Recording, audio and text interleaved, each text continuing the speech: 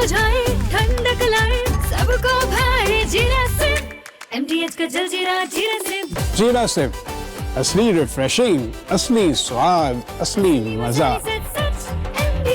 MTH।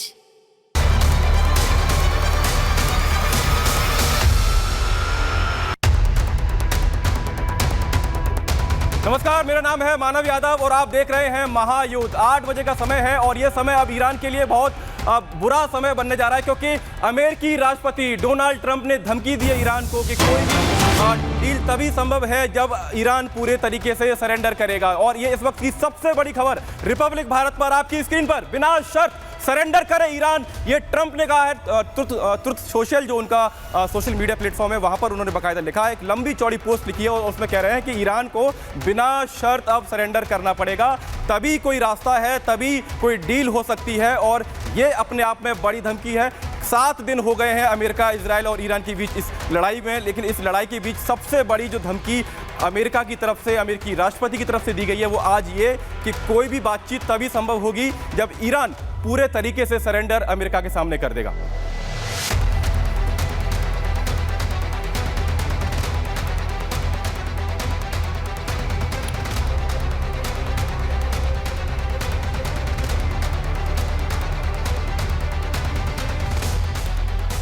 लेकिन Donald Trump को लगा था कि अयातुल्ला खामेनी को मार देंगे और उनकी मौत के बाद ईरान में शासन पलटने के बाद ही जो सत्ता है वो बदल जाएगी, लेकिन हुआ इसके उल्टा। 7 दिन हो गए हैं और वॉर लगातार जारी है। सुप्रीम लीडर खामेनी की मौत के बाद भी ईरान अमेरिका और इजराइल के सामने घुटने टेकने के बजाय मजबूती से खड़ा है। ऐसे में अब अमेरिका जमीन पर युद्ध लड़ने की तैयारी कर रहा है, लेकिन जमीन पर अमेरिका की ये लड़ाई ईरान के खिलाफ बहुत आसान नहीं रहने वाली है। और मैं ऐसा इसलिए कह रहा हूं क्योंकि ईरान ने एक ऐसी बिसात बिछाई हुई है जो America, Donald Trump, Israel, Netanyahu, इन सब की नाक में दम कर रहा है ईरान। ये खबर और ये स्पेशल रिपोर्ट आप देखिए।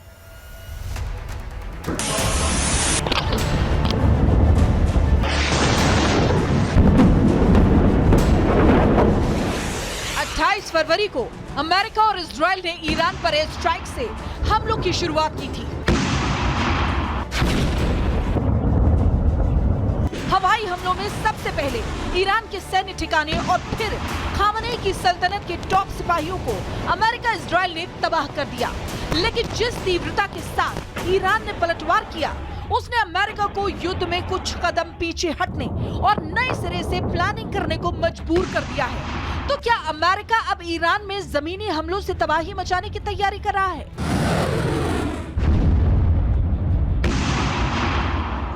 ये सवाल इसलिए क्योंकि युद्ध के महज 7 दिनों में ट्रंप खुद ईरान की मजबूती से डर गए हैं। They're tough and they want to fight, and they're calling. They're saying, "How do we make a deal?" I said, "You're being a little bit late, and we want to fight now more than they do."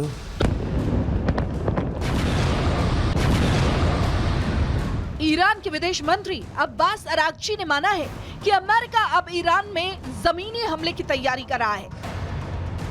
Israel और America मिलकर एक साथ हजारों सैनिक और विध्वंसक tanks Iran में भेज सकते हैं। ईरान के विदेश मंत्री की चिंता जायज है, लेकिन क्या ये संभव है कि अमेरिका की थल सेना ईरान में घुसकर बड़े ऑपरेशन को अंजाम दे सकती है? दरअसल मिडिल ईस्ट में अमेरिका के 40,000 से 50,000 सैनिक तैनात हैं। इसमें कतर में 10,000, बहरीन में 9,000, कुवैत में 13,000, यूएई में करीब 5,000, जॉर्डन में 3,000, सऊदी अरब और इराक में भी करीब 3,000 सैनिक मौजूद हैं। ईरान से जमीनी जंग लड़ने के लिए सबसे पहले इन्हीं सैनिकों को डिप्लॉय किया जा सकता है।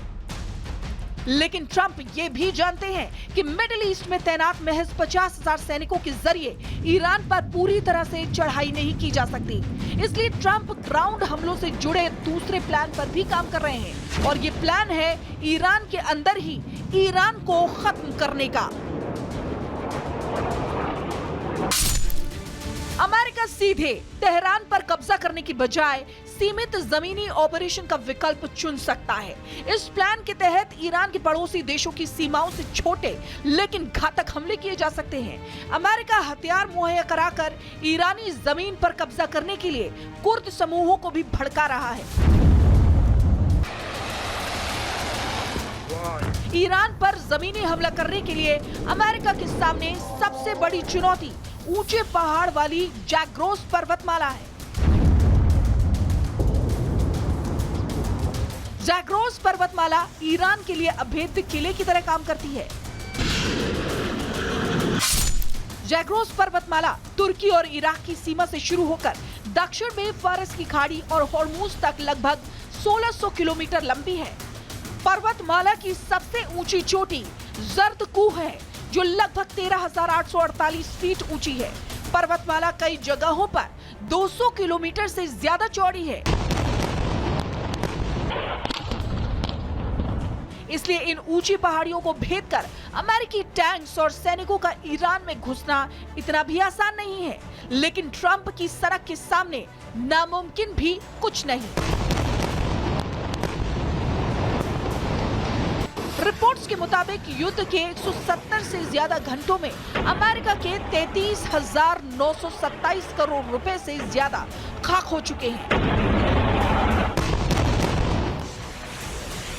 युद्ध में अमेरिका के हर दिन करीब 8,000 करोड़ रुपए से ज्यादा खर्च हो रहे हैं।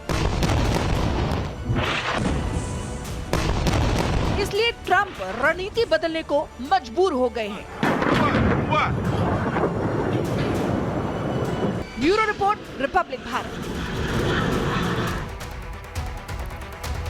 यानी अमेरिका ने ईरान के पास कोई रास्ता नहीं छोड़ा है, सरेंडर आपको करना पड़ेगा। लेकिन जैसी तैयारी ईरान ने वॉर शुरू होने के बाद दिखाई है, उसने कहीं ना कहीं डोनाल्ड ट्रंप को हैरान कर दिया। चलिए आगे बढ़ते हैं। आपको पता है कि डोनाल्ड ट्रंप सबसे ज़्यादा उनको टेंशन कौन दे रहा है? चलिए मैं बता देता हूँ। सबसे ज़्यादा डोनाल्ड ट्रंप को टेंशन दे रही है ईरान की नौसेना, क्योंकि ईरान की नौसेना ने जो माइंस समुद्र में बिछाई है, समुद्र के बीचों बीच माइंस बिछाई है, वो कब, कहां और कैसे फट जाए कोई नहीं जानता। और इसीलिए ईरानी नौसेना की माइंस ट्रंप को सबसे ज़्यादा परेशान कर रही हैं। अब ट्रंप ने ठाना है इन ईरानी माइंस को मिट्टी में मिलाना है। दिखाते हैं आपको ये स्पेशल रिपोर्ट।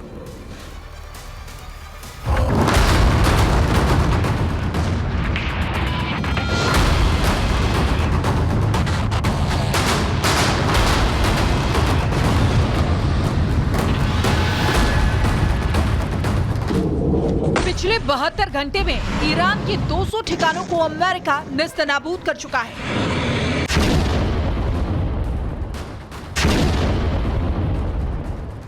आसमान से बारूद की बौछार कर ईरान के सैन्य और परमाणु ठिकाने नष्ट करने के बाद धीरे धीरे अमेरिका का टारगेट अब ईरान की नौसेना पर शिफ्ट हो रहा है।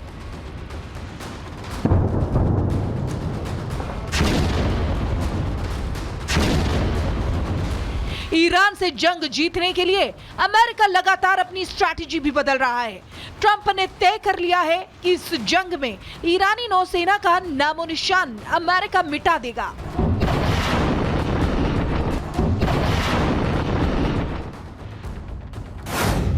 दरअसल ट्रंप ईरान की नौसेना को बहुत बड़ा खतरा मानते हैं, क्योंकि ईरान की नौसेना अपने इलाके में माइंस बिछाने की स्ट्रैटेजी में माहिर है। दावा है ट्रंप ने टॉप लीडरशिप को आदेश दिया है कि वो अगले कुछ घंटे में ईरान की नौसेना की माइंस स्ट्रैटेजी का पूरा ब्लूप्रिंट बनाकर पेश करे, ताकि समंदर में ईरानी माइंस को तबाह किया जा सके।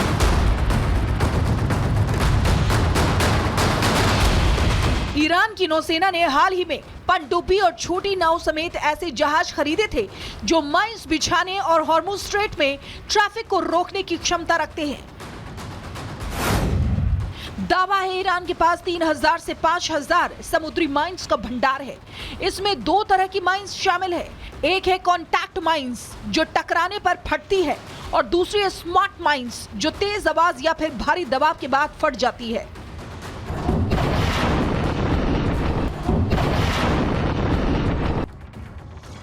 ईरान की पनडुब्बियां समंदर में माइंस बिछाती हैं। IRGC के पास हजारों ऐसी नाव भी हैं जो बेहद कम समय में सैकड़ों माइंस बिछाकर गायब हो जाती हैं।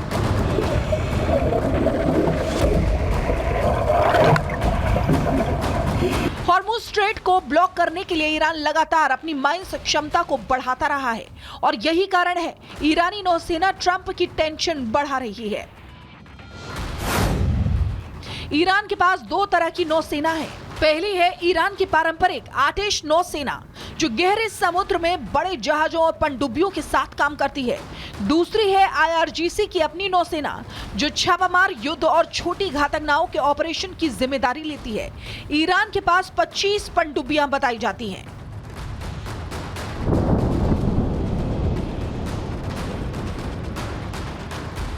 अमेरिका के हमले में ईरानी नौसेना को लगातार नुकसान पहुंच रहा है। ईरान के 15 से ज्यादा वॉरशिप अमेरिका डुबो चुका है। ईरान के जहाज आइरिस टेना को हिंद महासागर में श्रीलंका के पास सबमरीन हमले में टॉर्पीडो से उड़ा दिया गया। लेकिन ट्रंप के लिए ये काफी नहीं है। ट्रंप चाहते हैं समंदर से ईरानी नौसेना का नामो निशान मिट जाए ताकि हॉर्मुज स्ट्रेट के तेल वाले खेल में कोई अड़ंगा न लगा पाए।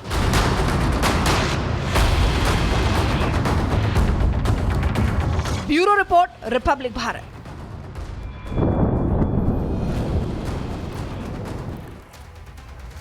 तो सोचिए, जो डोनाल्ड ट्रंप पूरी दुनिया को धमकाते हैं वो अब ईरान की नौसेना से घबरा रहे हैं क्योंकि कुछ इस तरीके की माइंस बिछाई हैं समुद्र में कि अमेरिका वहां पर हाथ डालने से डर रहा है। चलिए आगे बढ़ते हैं। ये तो बात हो गई अमेरिका, इजराइल और ईरान के जो बीच युद्ध चल रहा है, लेकिन अब आगे बढ़ते हैं। ईरान का जो काल है वो यहाँ पर अमेरिका और इजराइल बने हुए हैं, लेकिन दूसरी तरफ पाकिस्तान की बर्बादी की एक पटकथा, एक स्क्रिप्ट लिखी जा रही है दर्शकों, और वो स्क्रिप्ट ये है कि तालिबान और बलूच लड़ाके पाकिस्तानी सरकार और सेना को घुटनों पर लाना चाहते हैं।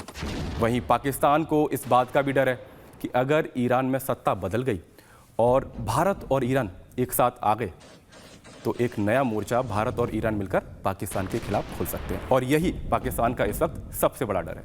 देखिए रिपोर्ट।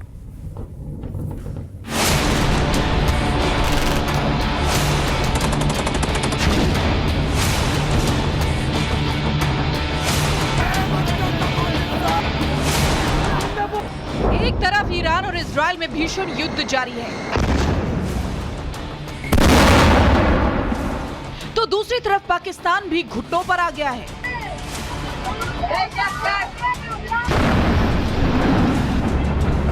पाकिस्तान के संपूर्ण खात्मे की स्क्रिप्ट तीन तरफ से लिखी जा रही है। एक तरफ टीटीपी यानी तहरीक-ए-तालिबान पाकिस्तान ने ऑपरेशन खैबर का ऐलान कर दिया है, तो दूसरी तरफ बलूच लड़ाके पाकिस्तान से अपनी आजादी का अपग्रेडेड वर्जन लॉन्च करने की तैयारी में है। तो तीसरी तरफ पाकिस्तान को डर है कि ईरान में सत्ता बदलते ही भारत, ईरान और अफगानिस्तान तीनों मिलकर पाक में बर्बादी का बवंडर ला सकते हैं। टीटीपी पाकिस्तान की सत्ता और सेना का काल बन गई है। टीटीपी ने बड़ा ऐलान करते हुए ऑपरेशन खैबर लॉन्च कर दिया है। इस ऑपरेशन के तहत खैबर पख्तूनख्वा को पाकिस्तान से अलग किया जाएगा। पाकिस्तानी सेना के खिलाफ जल्द ही ये ऑपरेशन शुरू हो जाएगा। पाकिस्तान अफगानिस्तान का युद्ध 22 फरवरी को शुरू हुआ था। पाकिस्तान ने इस लड़ाई को अब खुली जंग बोल दिया है।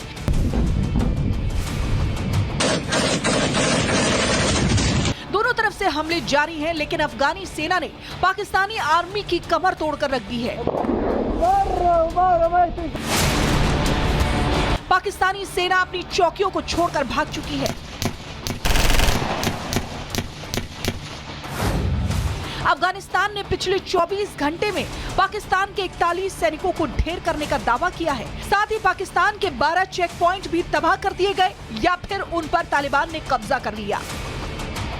खुली जंग का ऐलान करने के बाद पाकिस्तान के खिलाफ काबुल में आम लोग भी सड़कों पर उतर आए हैं। पाकिस्तान के खिलाफ जमकर नारेबाजी की जा रही है।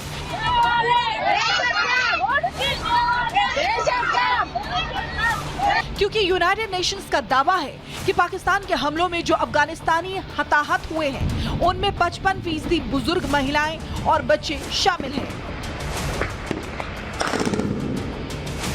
डूरन लाइन पर जबरदस्त तनाव बना हुआ है।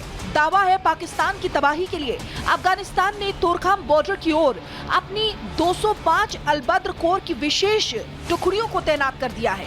Bureau report, Republic Bharat.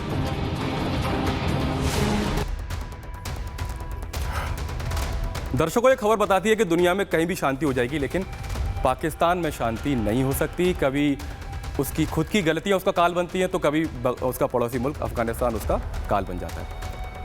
रुक रहे हैं छोटे से ब्रेक के लिए और रिपब्लिक भारत पर खबरों का दौर जारी है।